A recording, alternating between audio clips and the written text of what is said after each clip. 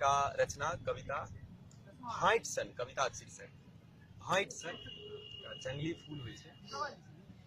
लोक देख रहल अछि समस्त व्यथा के नुका लिअ पीठ पाछू। लोक देख रहल अछि समस्त व्यथा के नुका लिअ पीठ पाछू।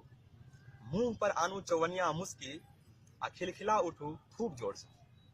आ मुंह पर आनू चौवनिया मुस्की खिलखिला उठू जोर से, जेना मनबैत होय अपन दुखक उत्सव।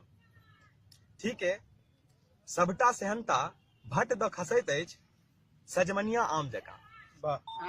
ठीक है, सबटा सेहनता भट्ट द खसैत अछि सजमनिया आम जकाँ आ छिड़िया जाइत अछि यत्र तत्र।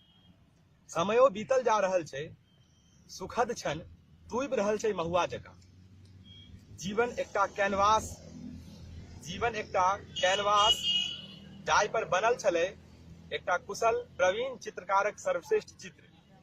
मुदा कियो उझैल देलकै ओहि पर करिया रंगक डिब्बा।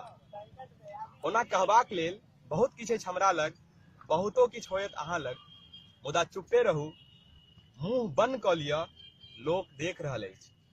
चौवनिया मुस्की दियौ आ खिलखिला उठू जोर सँ। देखियौ ओहि रंगहीन गंधहीन जंगली भाइटक फूल के कोना निर्लज्ज जकाँ मुस्कै छै। हमहूँ अहाँ किछु भाइटिये सन। वाह, सुंदर।